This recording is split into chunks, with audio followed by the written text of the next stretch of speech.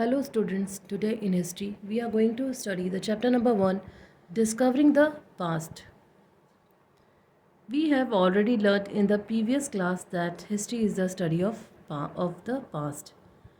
हम पिछली क्लासेस के अंदर पढ़ चुके हैं कि हिस्ट्री क्या है, पास्ट की स्टडी है. It includes everything that took place since life began on earth billions of years ago. इसके अंदर हम सब चीज़ें पढ़ सकते हैं कि कैसे हज़ारों साल पहले हज़ारों करोड़ों साल पहले धरती के ऊपर लाइफ चालू हुई थी. It tells us about important events of the past end of changing human cultures, belief, politics and life styles. इस हिस्ट्री में जो इम्पॉर्टेंट इवेंट्स पास्ट के अंदर हुए हैं उनके बारे में, कैसे लोग ह्यूमंस का कल्चर चेंज हुआ, उनके बिलीव्स, उनकी थॉट्स चेंज हुई, उनकी पॉलिटिकल लाइफ क्या थी और उनकी लाइफस्टाइल कैसी थी, वो कैसे रहते थे, कैसे जीते थे, हम इसके बारे में स्टडी करते हैं. The importance of studying history. History को स्टडी करने की इम्पॉर्टेंस क्यों है? History helps us to connect the past to the present and the future. क्योंकि हिस्ट्री हमारे पास्ट को हमारे प्रेजेंट और फ्यूचर से कनेक्ट करता है. By understanding our past we appreciate the developments of the present and look forward to building a future.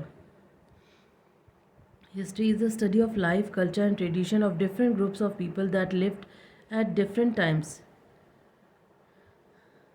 अलग अलग समय पे जो अलग अलग लोग रहे, जिनका जन्म हुआ, उनकी क्या लाइफस्टाइल थी, उनका क्या कल्चर था, उनके क्या ट्रेडिशंस थे, हम इसके बारे में स्टडी करते हैं. It sensitises us towards the appreciating the rich cultures traditions left behind our predecessors. जो हमारे पूर्वज थे उनके क्या कल्चर्स थे, उसकी सबके बारे में हमको स्टडी करने को मिलता है. History also proves useful for the people involved in different professions and skills like architects, engineers, sculptors, weavers and artists because they can include traditional styles and ideas in their work. History हमें और क्यों important है, क्यों useful है हमारे? History उन लोगों के लिए भी इम्पॉर्टेंट है जो कि प्रोफेशनली स्किल्स यूज़ करते हैं, जैसे कि आर्किटेक्ट्स हैं, इंजीनियर्स हैं, स्कल्पचर्स हैं, वीवर्स हैं, आर्टिस्ट हैं. क्योंकि जब वो अपना वर्क करते हैं तो वो जो ट्रेडिशनल स्टाइल्स और आइडियाज़ भी अपने वर्क के अंदर डाल सकते हैं जो पहले चलता था, न्यू आइडियाज़ के साथ उनको मर्ज कर सकते हैं.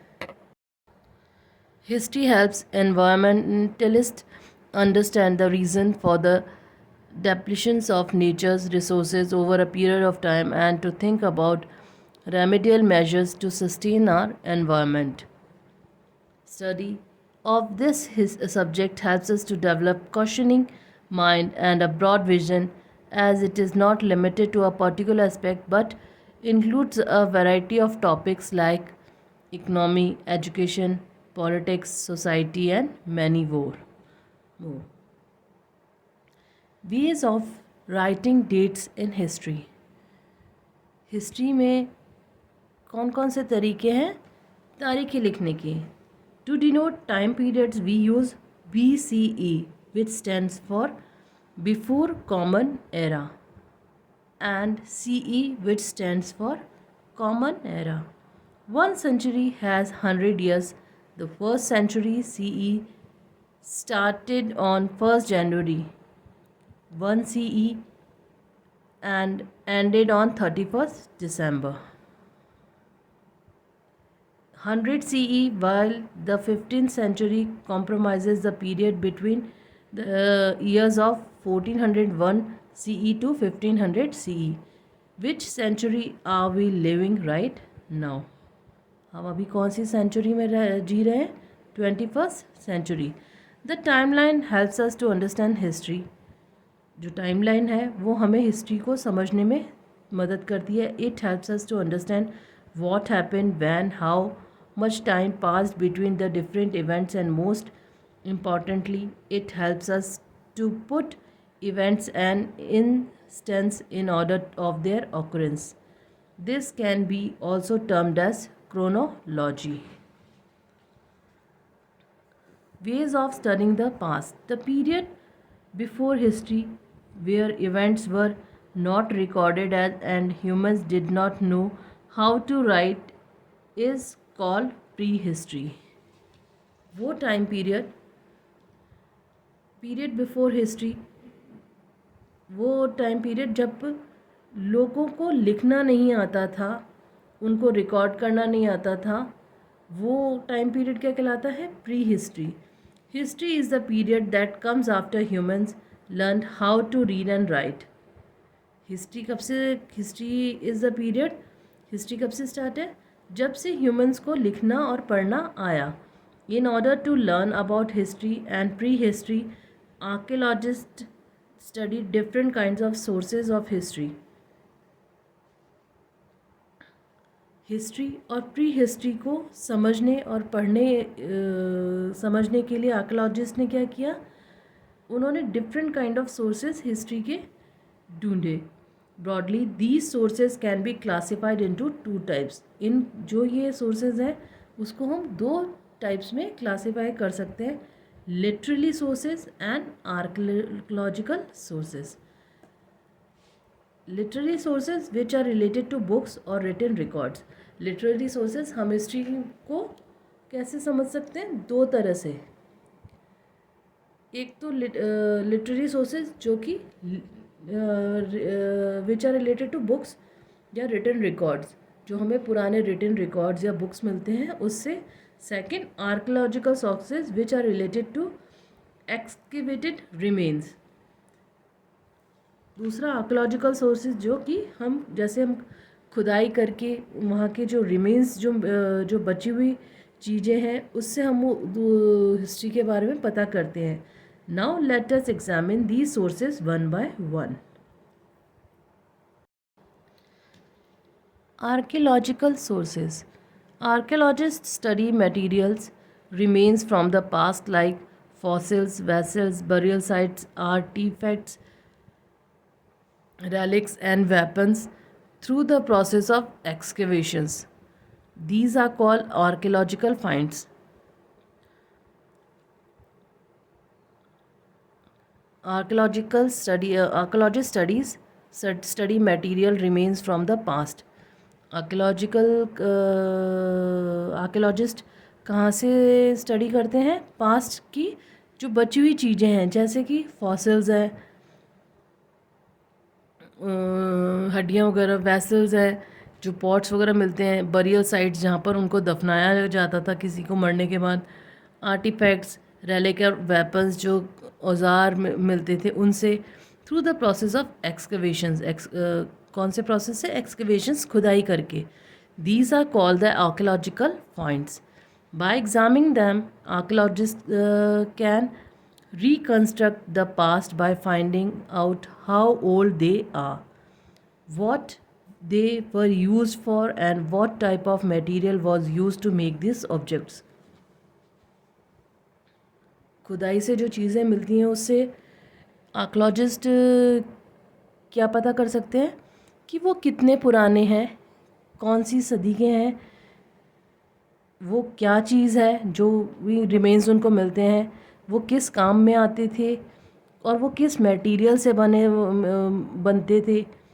Historians also help us learn about our past. They study inscriptions, manuscripts and archaeological finds to reconstruct the past. Monuments are important structures built to honor the memory of a person, to convey the historical and political information of significant events, or simply to improve the appearance of the locations.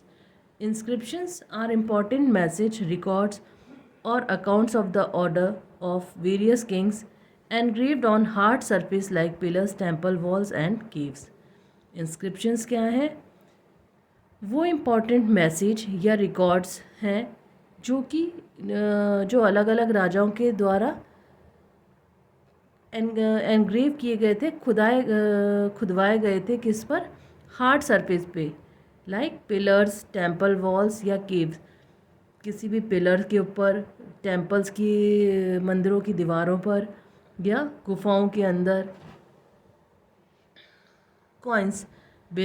Coins belonging to different dynasties have been discovered in different parts of the world. Gold, silver, and copper were the three major metal used for to forge these coins. Most of what we know about dynasty of the past rests chiefly upon what information may be derived from these coins. Coins जो कि different different dynasties, different different Kings use करते थे, वो world के में different different parts से discover हुए हैं, मिले हैं। वो मोस्टली किसके बने होते थे? गोल्ड के, सिल्वर के या कॉपर के। Most of what we know about dynasties of the past rests chiefly upon what information can be derived from these coins. Mostly जो informations हमें इन कॉइन से मिलती थी, वो क्या है कि ये कब, किस राजा ने बनवाए, कौन सी ईयर में बनवाए। Burial sites have been discovered in different parts of the world, which serves as rich sources of information to historians and archaeologists alike. In some sites, food and tools have been found along with the skeletal remains of early humans. This show that the people believed in life after death. Important sites include Shanidar caves in Iraq. Paintings and sculptures shed valuable lights on the progress of human civilization. The cave paintings of Bhimbetka depict the life of early humans. These paintings exhibit scenes from the early humans' daily lives, such as hunting scenes and many other scenes. From these paintings, archaeologists get to know about the life in prehistoric times. Literary sources or written records. Many years ago, when paper had not been invented, humans wrote on palm leaf or bark of birch trees. बहुत साल पहले जब लोगों को paper नहीं मिलता paper नहीं मिलता था या नहीं होता था, तब लोगों ने किस पे लिखा? पाम की लीव्स के ऊपर या फिर बर्च बिर्च ट्री के बाग पर। These were known as manuscripts. Manuscripts are important source of information that tells about our past. These were experts. There were experts who decode the picture these ancient texts. Literally sources may be religious or non-religious. They detail the lives of the king and the common people along with their religious beliefs and practice. Some of the religious works are epics like the Ramayana and the Mahabharata, Indian scriptures like the Vedas, and the Buddhist literature like the Jataka tales. These texts were written in the ancient language like Sanskrit. Some non-religious work include Kautilya's Arthashastra, Kalidasa's Abhigyan Shakuntalam, folk tales like the Panchtantra, and the Ban Bhatt's Harish Charitra. Correlations between history and geography. The geography of the place directly impacts its history. While history includes human experiences, geography focuses on how humans relate to the physical environment. Some of the earliest civilization developed around the river valleys as water and food were easily available to them, and soil around these river valleys were fertile. The Harappan civilization, one of the earliest civilizations, developed on the banks of river Indus. Apart from river valley mountain passes, too have been instrumental in shaping the history of a place.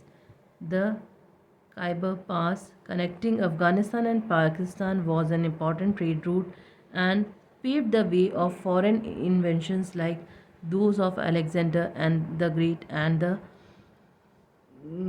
Genghis Khan, people from different regions also interacted and shared ideas along this route, paving the way of the integrations of different cultures and custom.